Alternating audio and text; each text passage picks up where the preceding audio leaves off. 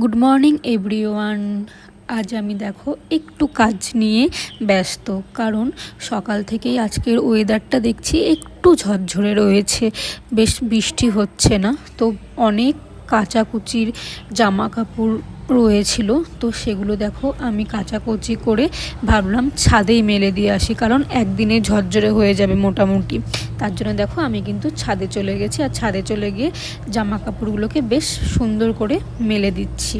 মেলে দিয়ে আমি এবার চলে আসবো আমার ঘরে, কিছু একটা খেতে হবে, কারণ 11:30 বেজে গেছিলো প্রায়।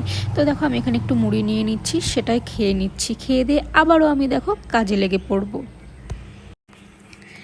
বেডটা ক্লিন করে চলে এলাম। দেখো এবার আমি রান্নাঘরে, আজ আমাদের বাড়িতে একটু রান্না হবে, পাঁচ তরকারি, ডাল, এইসব, সেগুলো আমি এখানে আস্তে আস্তে সেরে নিচ্ছি। তো আজকে পাঁচ তরকারিটা না মানে সত্যি খুব টেস্ট হয়েছিল খেতে। আর এদিকে করলাম মটরের ডাল, আর অনেকগুলো না ঘরে লেবু পড়েছিল, তো এই লেবু আর লঙ্কা দিয়ে আচারটা করে নিলাম। এরপর আবার দেখছি কি মেঘ করছে, তো দেখো চট করে আমি চলে এলাম ছাদে।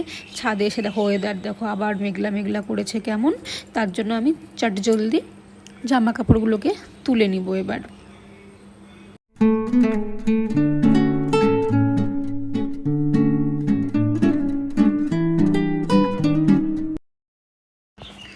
এবার দেখো সমস্ত কাজ সেরে আমি কিন্তু চলে এলাম স্নান করতে। স্নান করে দেখো আমি ঠাকুরকে একটু পুজো দিয়ে নিলাম। পুজো দিয়ে এদিকে তুলসী তলা রয়েছে, মানে তুলসী তলা তো না, টবে লাগানো আছে আমাদের তুলসী তলার নিচে, তো সেখানে জল ঢেলে দিলাম। এবার আমি নিজে একটু ক্রিম মেখে নিলাম। তো আমার ভিডিও কেমন লাগলো, ভালো লাগলে প্লিজ কমেন্ট করে জানিও। টাটা।